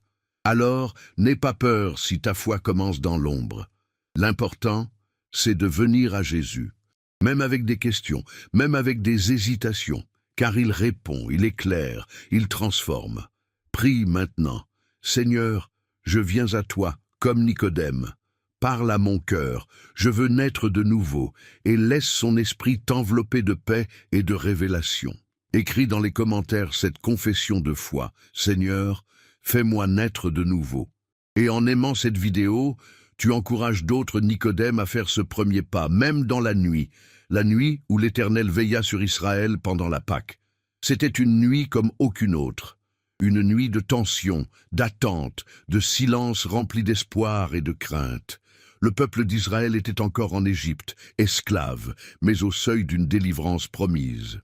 Dieu avait donné des instructions précises. Un agneau sans défaut devait être immolé et son sang appliqué sur les linteaux des portes.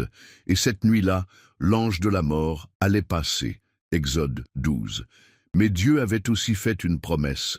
Quand je verrai le sang, je passerai par-dessus vous. Ce fut la première Pâque, et cette nuit-là, l'Éternel lui-même veilla. Il protégea, il couvrit son peuple. Aucun mal n'approcha de ceux qui étaient sous le sang de l'agneau. Quel mystère, quel message puissant pour nous aujourd'hui. Cette nuit, marquée par le sang, est l'image parfaite de ce que Jésus a fait pour nous à la croix. Il est l'agneau de Dieu, sans défaut, immolé pour nous. Et son sang, appliqué à nos cœurs par la foi, nous protège encore. La nuit de la Pâque n'était pas paisible. Il y avait des cris, du jugement, de la peur autour. Mais dans les maisons couvertes par le sang, il y avait la paix, parce que la présence de Dieu y résidait. Et cette réalité spirituelle est encore valable ce soir pour toi. Le monde peut être en ébullition.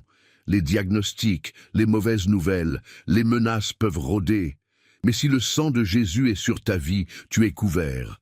Tu es sous sa protection. Tu n'as rien à craindre. Et ce sang n'est pas symbolique. Il est vivant, puissant, éternel. Il parle en ta faveur, il repousse l'ennemi, il ferme la porte à la mort spirituelle, il crie justice, amour, délivrance, et cette nuit, tu peux dormir en paix parce que Jésus veille. La nuit de la Pâque a marqué un tournant.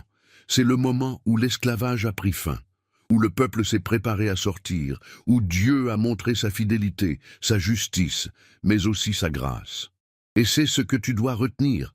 Ton esclavage aussi peut se terminer cette nuit, car Jésus est venu te faire sortir. Ne laisse pas cette nuit être une nuit ordinaire. Fais cette prière. Seigneur Jésus, couvre-moi de ton sang. Que cette nuit soit une Pâque dans ma vie. Et attends-toi à une délivrance, à un passage, à un renouveau. Écris dans les commentaires cette confession de foi. Je suis couvert par le sang de Jésus.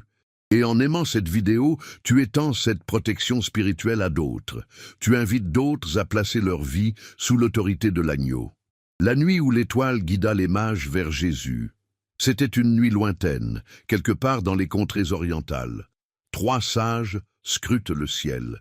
Ils ne sont pas juifs, mais ils cherchent la vérité. Et voilà qu'ils voient une lumière nouvelle, étrange, puissante. Une étoile. Une étoile qui n'est pas là par hasard. Elle est un signe, une invitation divine pour ceux qui ont le cœur ouvert et l'œil spirituel. Matthieu 2, 1, 12. Cette étoile va les guider dans une quête spirituelle inédite. Elle les conduit loin de leur terre, loin de leurs repères, jusqu'à un enfant humble dans une maison modeste à Bethléem. Et lorsqu'ils le trouvent, ils se prosternent et l'adorent. Ce récit nous montre une vérité bouleversante. Dieu utilise la nuit pour éclairer le chemin de ceux qui cherchent. Les mages n'auraient jamais vu l'étoile en plein jour. Ce fut dans la nuit, dans l'obscurité, que la lumière est apparue. Et cette lumière les a guidés jusqu'à Jésus. Toi aussi, tu peux être en pleine nuit. Une nuit d'incertitude, de recherche, de silence. Mais regarde bien, il y a peut-être une étoile que Dieu a placée pour toi. Une lumière subtile. Une direction paisible, un signe que seul un cœur attentif peut discerner. Cette étoile peut être un verset qui t'interpelle, un mot reçu dans la prière, une paix soudaine au milieu de l'angoisse, une vidéo comme celle-ci. Ce n'est pas toujours spectaculaire, mais c'est toujours précis et cela te conduit vers Jésus. Les mages n'ont pas hésité, ils ont suivi la lumière, ils ont accepté de sortir de leur zone de confort. Et parce qu'ils ont obéi à cette direction céleste, ils ont vu le Sauveur. Ils n'étaient pas les plus religieux, mais ils avaient un cœur qui cherche, et Dieu honore toujours la quête sincère. Et toi, suis-tu l'étoile que Dieu place devant toi? Oses-tu quitter ce que tu connais pour aller vers une rencontre divine? Jésus est toujours le même. Il se laisse encore trouver, mais il se révèle à ceux qui le cherchent de tout leur cœur. Ce soir, lève les yeux de ton âme, cherche l'étoile, suis-la, et tu découvriras que la destination, ce n'est pas un lieu, c'est une personne. Jésus, le seul qui mérite l'or, l'encens et la myrrhe de ta vie. Prie maintenant, Seigneur, montre-moi l'étoile. Je veux marcher vers toi, je veux t'adorer. Et écris avec foi dans les commentaires, je suis la lumière qui me conduit à Jésus. Et en aimant cette vidéo, tu participes à l'œuvre divine, guider les âmes dans la nuit vers la lumière éternelle. La nuit de la lutte de Jacob et l'aube de sa transformation.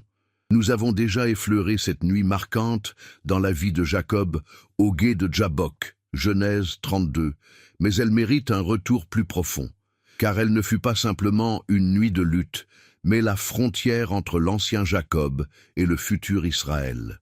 Une nuit où un homme craintif affronta non un ennemi extérieur, mais son propre passé, son nom, son identité. Jacob avait peur.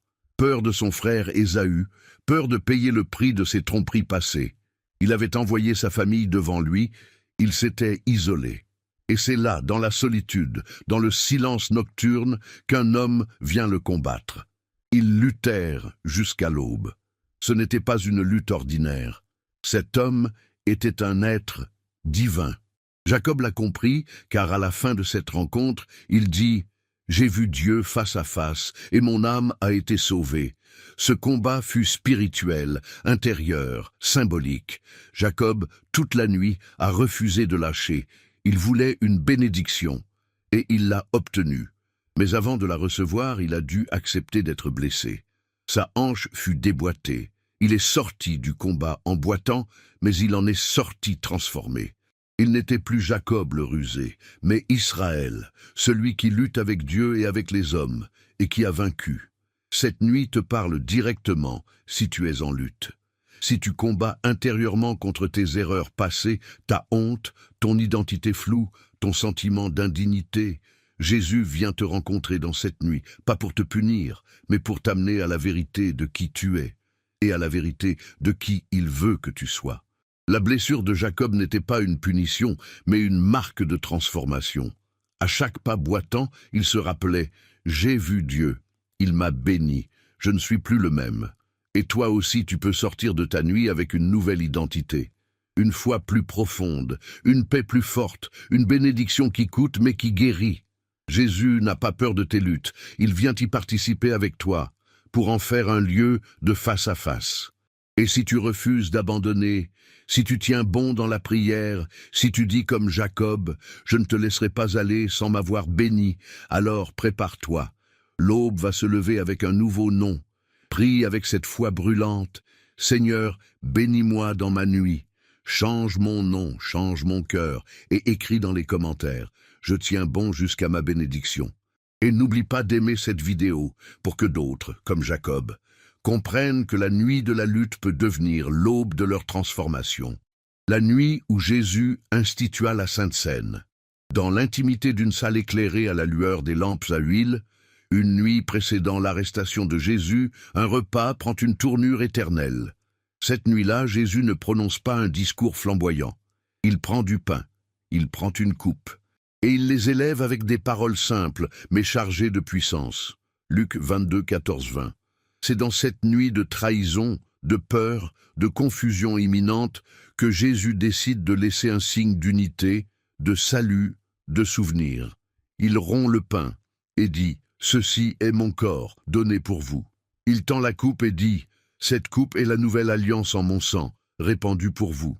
Pourquoi ce geste dans la nuit? Parce que Jésus savait que l'obscurité ne serait jamais la fin. Parce qu'il voulait que, même dans les ténèbres, ses disciples aient un point d'ancrage. Quelque chose à quoi se raccrocher quand tout semble vaciller. Le pain, la coupe, la mémoire vivante de son amour. Cette scène est plus qu'un symbole. Elle est un rappel que Jésus se donne, même dans les pires heures. Elle nous rappelle que son corps a été brisé pour notre paix, que son sang a coulé pour notre pardon, que, même trahi, même abandonné, il a choisi de donner, de partager, d'aimer. La Sainte Seine est née dans la nuit. Et cela signifie que même les nuits de ta vie peuvent devenir sacrées, que Jésus veut venir s'y asseoir avec toi, te nourrir de sa présence, te faire entrer dans une communion plus profonde. Peut-être que tu traverses une nuit d'incompréhension, peut-être que ton cœur est lourd de questions, mais Jésus, dans cette nuit-là, t'invite à la table. Il te dit « Voici mon corps pour toi, voici mon sang pour toi, et tu n'es plus seul. Tu es à sa table, en alliance avec lui. Chaque fois que tu prends ce pain, chaque fois que tu bois cette coupe, tu proclames une vérité invincible. Jésus a triomphé. Jésus t'a aimé jusqu'au bout. Jésus reviendra, et cela te permet de traverser n'importe quelle nuit. Alors ce soir, même sans pain ni vin, fais mémoire. Prie avec ton cœur. Seigneur Jésus, je me souviens de ton sacrifice. Merci pour ton corps. Merci pour ton sang. Je suis en alliance avec toi, même dans ma nuit. Écris avec foi dans les commentaires. Je suis en alliance avec Jésus, même dans la nuit. Et en aimant cette vidéo, tu propages ce rappel sacré à d'autres âmes qui cherchent un repère dans l'obscurité. La nuit où Pierre renia Jésus 3 fois.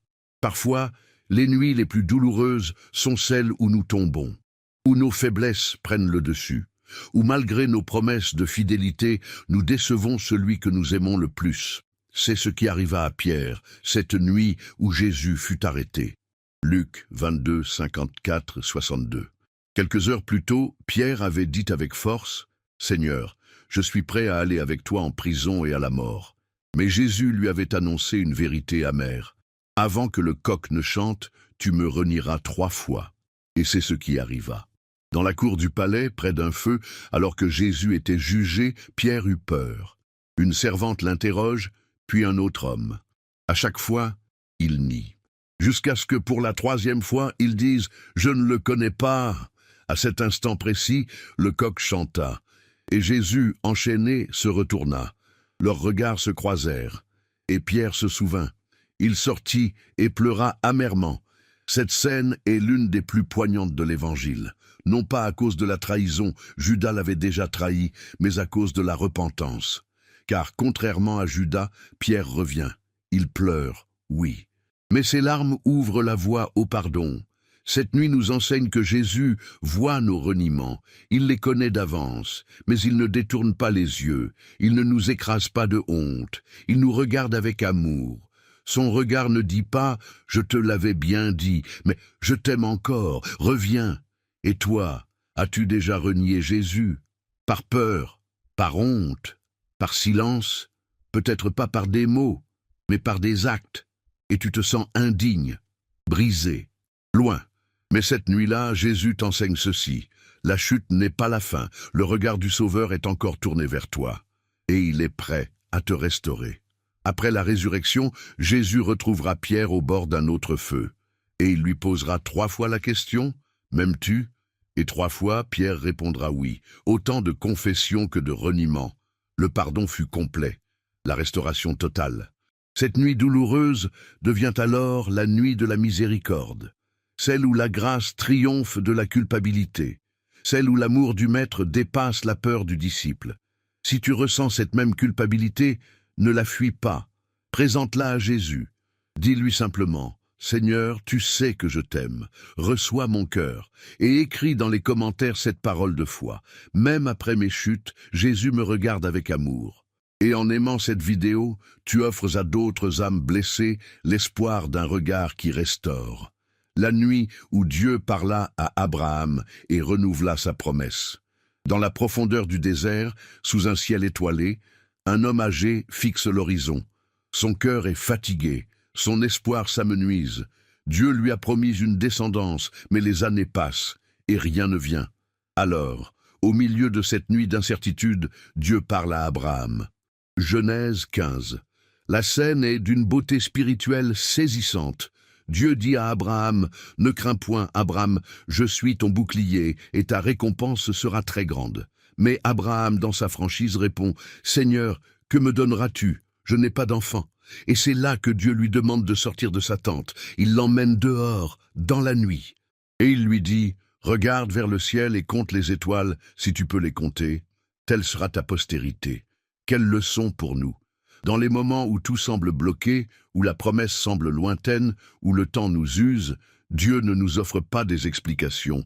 Il nous montre le ciel, il nous fait lever les yeux, il ravive la vision, il rallume l'espérance. La nuit d'Abraham est celle de l'attente éprouvée, celle où l'on continue de croire même quand rien ne change, celle où l'on doute mais où l'on choisit malgré tout de faire confiance. Et cette confiance, cette foi d'un seul homme dans la nuit, va ouvrir une alliance éternelle. C'est dans cette nuit-là que Dieu va sceller une promesse par le sang, que la foi d'Abraham sera comptée comme justice. Ce n'est pas le jour qui a vu naître l'alliance, c'est la nuit. Toi aussi, tu peux être dans cette nuit.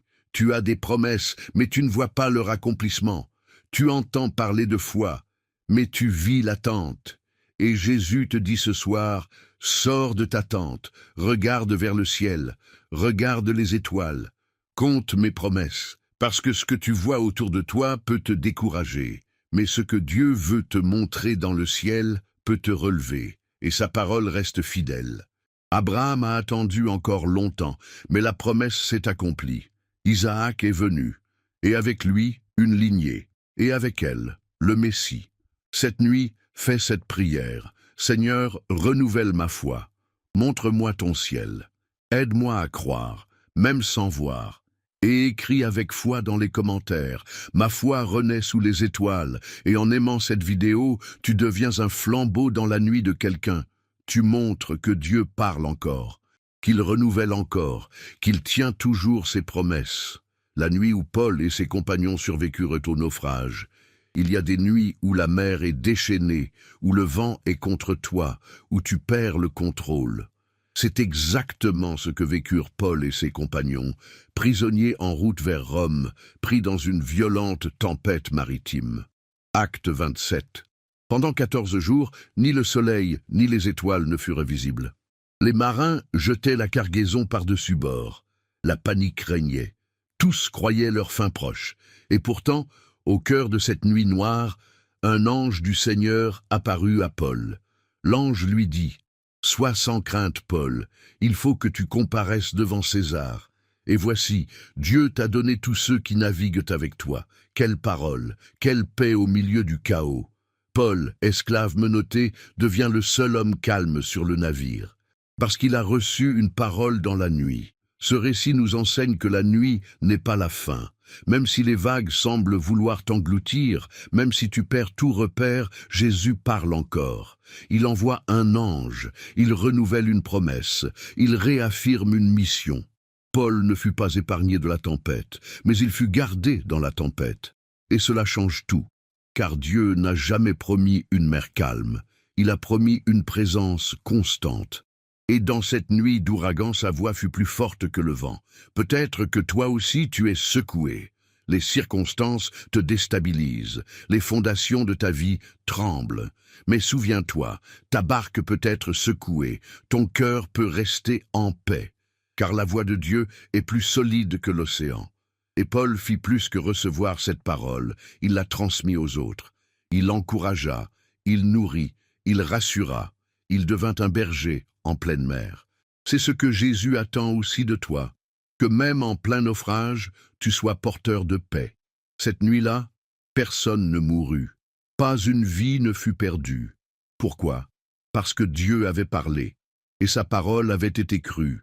Cela montre que la foi d'un seul peut sauver beaucoup. Prie cette nuit avec assurance. Seigneur, parle dans ma tempête. Rassure mon âme.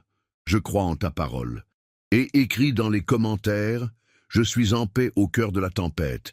Et en aimant cette vidéo, tu donnes à d'autres naufragés spirituels l'occasion d'entendre cette voix paisible qui calme même les pires nuits. La nuit où Dieu réveilla Élihu pour parler à Job. Au cœur du livre de Job, au milieu des discours accablants des amis, se lève soudain une voix différente. Élihu, un jeune homme resté silencieux jusqu'alors. Et c'est dans la nuit qu'il se sent poussé par l'Esprit de Dieu pour parler. Job 33, 14, 18. Élihu dit ceci. Dieu parle cependant, tantôt d'une manière, tantôt d'une autre, par des songes, des visions nocturnes, quand les hommes sont livrés à un profond sommeil. Ces paroles sont d'une richesse spirituelle immense. Elles nous enseignent que la nuit n'est pas un frein à la voix de Dieu. Elle est parfois même le canal privilégié. Job vivait l'une des plus grandes souffrances humaines. Il avait tout perdu. Enfants, santé, richesse, réputation. Et dans cette souffrance, Dieu semblait silencieux. Mais à travers Élihu, Dieu révèle qu'il n'est jamais vraiment silencieux. Il parle autrement. Il parle dans la nuit. Pourquoi la nuit? Parce que la nuit oblige le cœur à écouter autrement. Le bruit baisse. Le corps ralentit. Les barrières tombent. Et Dieu en profite pour instruire, avertir, révéler. Élihu parle des rêves, des songes, mais aussi de cette voix intérieure que Dieu dépose dans l'âme. Tu vis peut-être une saison comme celle de Job, une nuit d'incompréhension. Tu as prié, crié, espéré, mais tu n'as rien entendu. Et voici que Jésus te dit ce soir, par cette parole d'Élihu, Dieu parle, mais l'homme ne prend pas garde. Alors, arrête-toi, écoute. Ne cherche pas des manifestations extraordinaires. Écoute cette voix douce qui parle à ton cœur. Elle te dit peut-être « Tiens bon, je suis là, je travaille en toi, même dans l'épreuve. » Ce que Dieu fait dans la nuit, ce n'est pas seulement consoler, c'est purifier, élever, sanctifier. Et parfois, il permet l'obscurité pour mieux forger la lumière en toi. Élihu a eu le courage de parler. Il a su dire à Job « Dieu est plus grand que l'homme. Il agit avec justice. » Même si tu ne comprends pas, il t'aime. Et ce message est encore pour toi aujourd'hui. Dieu t'aime, il te parle, même dans ta nuit. Fais cette prière ce soir. Seigneur, ouvre mes oreilles spirituelles. Je veux entendre ta voix, même dans mes nuits de silence. Et écris dans les commentaires. Je crois que Dieu me parle dans la nuit. Et en aimant cette vidéo, tu tends la main à d'autres Job fatigués. Tu leur dis que le silence de Dieu est parfois une œuvre secrète et que sa voix viendra, claire, dans leur obscurité. La nuit où le roi Assuérus ne put dormir, Dieu n'a pas besoin de ton pouvoir pour agir. Il n'a pas besoin que tu sois influent ou fort. Parfois, il agit à travers ceux qui ne le connaissent même pas pour accomplir ses desseins. C'est ce qui arriva dans le livre d'Esther lors d'une nuit troublée où le roi Assuérus ne parvint pas à trouver le sommeil. Esther 6, 1, 3. C'était une nuit ordinaire, dans un palais royal. Mais Dieu, dans son plan invisible, empêcha le roi de dormir. Et pour passer le temps, Assuérus demanda qu'on lui lise le livre des mémoires du royaume. Et voilà que l'on tombe exactement sur l'histoire d'un homme nommé Mardochée qui avait sauvé le roi d'un complot, mais n'avait jamais été récompensé. Ce simple détail, cet oubli humain, devient l'instrument de Dieu pour renverser toute une conspiration. Car cette nuit-là, alors que le sommeil fuit le roi, la délivrance commence pour le peuple juif. Le sort d'Esther, de Mardochée et de tout Israël change parce que Dieu a éveillé un cœur inattendu. Ce passage t'enseigne une chose essentielle. Même quand tu ne peux rien faire, Dieu peut tout. Même quand tu dors, il agit dans les palais, dans les décisions, dans les esprits de ceux que tu ne connais pas. Il orchestre, il bouge les pièces, il se sert même des insomnies royales. Peut-être que toi aussi, tu as l'impression d'être impuissant. Tu ne sais pas quoi faire. Tu ne peux pas forcer la main du destin, mais ce récit te dit « Jésus œuvre en coulisses. Il agit dans les cœurs, dans l'ombre, dans la nuit. Tu n'as pas besoin de tout voir, tu dois faire confiance. Cette nuit-là, Dieu n'a pas parlé directement. Il n'a pas envoyé d'ange, il a agité un sommeil, et cela a suffi. Car quand Dieu veut agir, il n'a besoin de rien d'autre que de sa volonté. Et toi, es-tu prêt à croire que Dieu agit même quand tu ne vois rien ? Que ta cause, tes prières, ton combat sont peut-être en train de remonter dans le cœur de quelqu'un, quelque part, sans que tu le saches? Fais cette prière. Seigneur, je crois que tu interviens même sans bruit. Je te fais confiance pour agir dans les endroits que je ne peux atteindre. Et écris dans les commentaires, Dieu agit dans les coulisses de ma nuit. Et en aimant cette vidéo, tu encourages d'autres à croire que même le sommeil troublé d'un roi peut devenir un outil dans la main du Dieu vivant. La nuit où l'Apocalypse fut révélé à Jean exilé sur l'île de Patmos, coupé du monde, sans église, sans communauté, Jean l'apôtre aurait pu croire que tout était fini. Il aurait pu penser que le silence de l'exil serait son dernier compagnon. Et pourtant c'est là, dans une solitude totale, que Jésus choisit de lui révéler la fin de l'histoire. Apocalypse 1, 9, 20. Ce moment, que Jean décrit comme un jour du Seigneur, était probablement une nuit dans son âme, une nuit spirituelle, un temps d'isolement, de persécution, de doute, et pourtant c'est là qu'il entend une voix puissante derrière lui. Ce que tu vois, écris-le dans un livre. Jean se retourne, et ce qu'il voit dépasse tout ce qu'un homme avait jamais vu. Jésus glorifié, le Christ ressuscité dans sa majesté, ses yeux comme une flamme de feu, sa voix comme le bruit des grandes eaux. Il tient les étoiles dans sa main, et il parle avec autorité.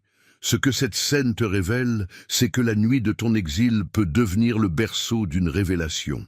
Même si tu te sens seul, oublié, sans ressources, Jésus n'a pas besoin d'une église remplie pour te parler. Il peut venir à Patmos.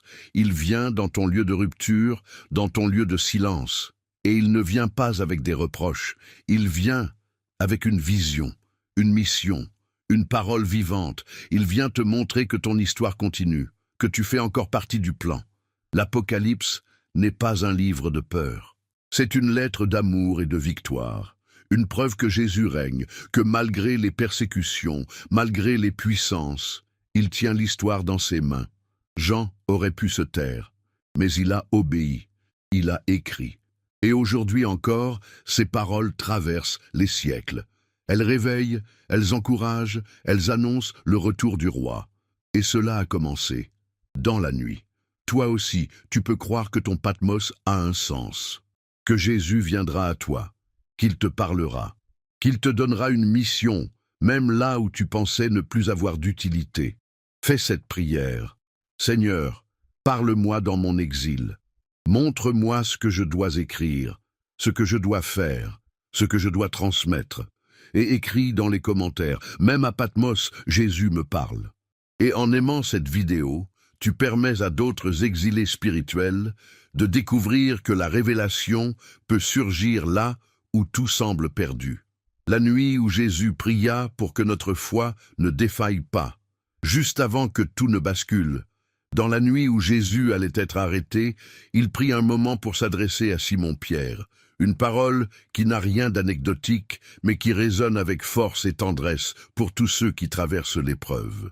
Il lui dit, « Simon, Simon, Satan vous a réclamé pour vous cribler comme le blé, mais moi, j'ai prié pour toi, afin que ta foi ne défaille point. » Luc 22, 31, 32.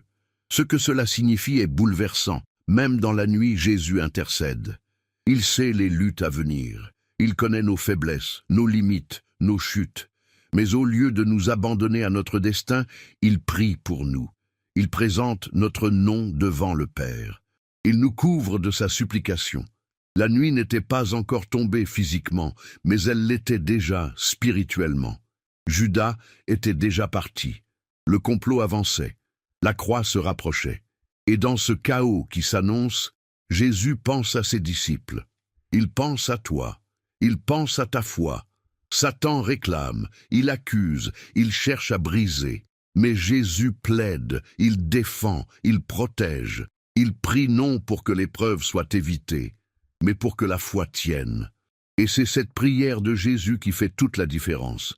C'est elle qui permet à Pierre, après sa chute, de se relever. C'est elle qui transforme sa douleur en ministère, sa honte en témoignage. Toi aussi, tu vis peut-être un moment où ta foi est éprouvée. Tu sens les assauts, tu doutes, tu vacilles, mais écoute cette parole. J'ai prié pour toi. Et sache que Jésus continue d'intercéder pour toi aujourd'hui. Il est à la droite du Père, et il ne se tait pas. Il garde ta foi même quand toi tu n'y crois plus. Cette nuit-là, Jésus a montré l'essence de son amour. Il ne t'abandonne jamais. Il ne mise pas sur ta force. Il croit en son intercession. Il sait que tu tomberas peut-être, mais il sait aussi que tu te relèveras. Et il ajoute à Pierre, quand tu seras revenu, affermis tes frères. Voilà le but de cette prière, te faire traverser la nuit pour que tu deviennes un témoin vivant du pardon et de la persévérance. Prie maintenant avec confiance. Seigneur, que ma foi ne défaille pas. Merci pour ta prière en ma faveur. Et écris dans les commentaires, Jésus prie pour moi, même dans la nuit. Et en aimant cette vidéo, tu rends visible cette vérité invisible. Notre Sauveur ne dort pas. Il veille, il intercède. Il croit en nous, même quand nous chutons. La nuit où les vierges sages veillaient avec leurs lampes allumées, Jésus raconta une parabole saisissante, pleine d'attente et de mystère. Celle des 10 vierges. 10 jeunes filles, invitées à un mariage, attendaient l'arrivée de l'époux. Mais l'époux tardait, et la nuit tomba. Matthieu 25, 1, 13. Toutes s'endormirent. Mais à minuit, un cri retentit. « Voici l'époux, allez à sa rencontre !» Et c'est là que le drame éclate. 5 d'entre elles n'avaient plus d'huile. Leurs lampes s'éteignaient. Elles coururent en chercher. Mais quand elles revinrent, la porte était fermée. Cette parabole n'est pas un simple avertissement. C'est un miroir. Un message pour nous qui attendons Jésus. Elle nous dit que l'époux viendra de nuit, dans un moment inattendu. Et qu'il ne suffira pas d'avoir été invité, d'avoir eu une lampe ou d'avoir entendu parler de lui. Il faudra avoir de l'huile. Il faudra être prêt. L'huile représente la présence du Saint-Esprit, la vie de prière, la communion réelle avec Jésus. Ce n'est pas quelque chose qu'on peut emprunter ou recevoir au dernier moment. C'est le fruit d'une vie cultivée dans le secret. Cette parabole nous parle de veille intérieure. Toutes se sont assoupies, mais celles qui avaient de l'huile se sont réveillées prêtes. Elles ont veillé dans leur cœur, elles ont gardé une flamme vivante. Et toi, veilles-tu? Ton cœur est-il prêt? Si Jésus venait ce soir, serais-tu prêt à le suivre dans sa joie? Car ce n'est pas la peur qui doit nous motiver, mais l'amour de l'époux, l'envie de le rencontrer, le désir profond d'être trouvé fidèle. La nuit, dans cette parabole, symbolise le temps de l'attente, du silence, de l'épreuve. Mais pour celles qui veillent, la nuit devient le moment de la rencontre. Ce n'est pas un moment à craindre, mais à désirer. Cette parabole se termine par un mot solennel de Jésus. Veillez donc, car vous ne savez ni le jour ni l'heure. Ce n'est pas une menace, c'est un appel tendre, une invitation à garder l'huile, à entretenir la flamme. Ce soir, dis à Jésus, Seigneur, remplis ma lampe, je veux être prêt, je veux veiller même dans la nuit. Et écris dans les commentaires, je veille, ma lampe allumée pour Jésus. Et en aimant cette vidéo, tu éclaires la nuit d'un autre. Tu l'encourages à garder sa flamme, à attendre non pas dans la peur, mais dans la joie de l'espérance. La nuit où Pierre fut délivré de prison par un ange, c'était la veille de son exécution. Pierre, l'apôtre, enchaîné, enfermé entre deux soldats, dormait dans une prison sombre. Hérode avait déjà fait mourir Jacques et tout semblait indiquer que Pierre allait subir le même sort. Mais pendant ce temps, l'Église priait, fervemment, avec foi. Actes 12, 5, 11. Et soudain, dans cette nuit d'angoisse, une lumière éclaire la cellule. Un ange du Seigneur apparaît, frappe Pierre au côté pour le réveiller et lui dit « Lève-toi promptement ». Les chaînes tombent, les portes s'ouvrent toutes seules. Pierre est libre, ce miracle est l'un des plus extraordinaires du livre des Actes. Et pourtant, tout commence dans le silence d'une nuit de prière. Ce n'est pas Pierre qui priait, mais l'Église. Tandis qu'il dormait, le ciel préparait sa délivrance. Ce récit te parle si tu es enchaîné par des peurs, des habitudes, des oppressions spirituelles. Il te dit ceci, tu ne seras pas toujours prisonnier. Une nuit, la lumière viendra, car rien ne peut retenir un enfant de Dieu quand Jésus décide d'intervenir. Les chaînes peuvent être réelles, les gardes peuvent être nombreux, les portes peuvent être fermées. Mais l'autorité du ciel est supérieure à toutes les barrières terrestres. Pierre ne comprenait pas ce qui se passait, il pensait rêver, mais c'était réel, parce que la prière de l'Église était réelle. Cette prière silencieuse faite dans la foi, dans la nuit, a ouvert un chemin dans l'impossible. Et toi, que vis-tu en ce moment? As-tu l'impression d'être dans une cellule, de ne plus voir d'issue? Ce récit est pour toi. Jésus te dit, lève-toi. Je suis venu pour te faire sortir. Tu n'as pas besoin de tout comprendre. Tu as juste besoin de te lever dans la foi. Ce que tu croyais figé peut encore s'ouvrir. Ce que tu croyais mort peut encore revivre. Ce que tu croyais perdu peut encore être restauré. Ta nuit peut devenir le théâtre de ta plus grande libération. Fais cette prière avec foi. Seigneur, je crois que tu viens me chercher. Je suis prêt à me lever, à te suivre, à sortir, et écris dans les commentaires, Jésus brise mes chaînes pendant la nuit. Et en aimant cette vidéo, tu deviens une partie de cette Église qui prie encore, qui veille et qui voit les anges entrer dans les cellules spirituelles pour libérer les captifs. Clôture et appel à l'action. Si tu lis ces mots, c'est que tu es allé jusqu'au bout de cette vidéo. Et je veux que tu saches une chose, très peu de personnes le font. Tu fais partie des rares, des fidèles, de ceux qui ont soif de Jésus, qui ont supporté chaque passage, chaque réflexion, chaque nuit racontée pour aller jusqu'à la dernière lumière. Et cela signifie quelque chose. Cela montre que ton cœur est différent, que tu ne cherches pas juste une parole rapide pour apaiser une émotion, mais une transformation réelle, profonde. Tu fais partie de ceux que j'appelle les veilleurs, ceux qui veillent dans la nuit, qui attendent, qui espèrent, qui aiment Jésus plus que le confort. Tu as voyagé à travers 34 nuits. Des nuits de peur, de prière, de combat, de révélation, de miracles, de silence et de lumière. Et à travers chacune d'elles, Jésus t'a parlé. Il t'a rappelé qu'il veille, qu'il agit, qu'il te protège, qu'il t'aime. Alors je te le dis aujourd'hui avec force, tu n'es pas seul. Tu n'as jamais été seul. Même dans tes nuits les plus sombres, Jésus était là. Et il t'a conduit jusqu'ici pour que tu entendes cette parole. Tu es précieux pour moi. Et je t'équipe maintenant pour veiller à ton tour. Tu peux être fier. Fier d'avoir tenu. Fier d'avoir persévéré. Fier d'avoir nourri ta foi alors que tant d'autres abandonnent. Et maintenant, j'aimerais que tu m'aides à reconnaître les veilleurs comme toi. Commente cette phrase.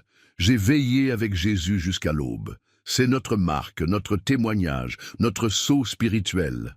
C'est par cette phrase que je saurai qui sont les élus qui vont jusqu'au bout de mes messages. ceux qui choisissent la profondeur plutôt que la surface. Et maintenant, je te lance un appel. Partage cette vidéo. Ne garde pas cette lumière pour toi. Il y a des âmes en détresse qui cette nuit même pleurent sans savoir que Jésus est là. Et toi, par un simple geste, tu peux être la main qui leur transmet la paix. Abonne-toi aussi. Ne dis pas « je le ferai plus tard », car plus tard, l'ennemi aura déjà volé ta soif. Abonne-toi pour rester connecté, pour nourrir ta foi, pour bâtir cette communauté de veilleurs. Et si tu es déjà abonné, sois fier. Tu fais partie de ceux qui portent la lumière dans la nuit. Mais si tu ne l'es pas encore, laisse-moi te dire ceci. Ce serait une tragédie d'avoir reçu autant et de repartir les mains vides. Tu as reçu des clés, des révélations, des armes spirituelles. Ne quitte pas sans ancrer cette relation. Abonne-toi, reste, construis et surtout, n'éteins pas ton cœur.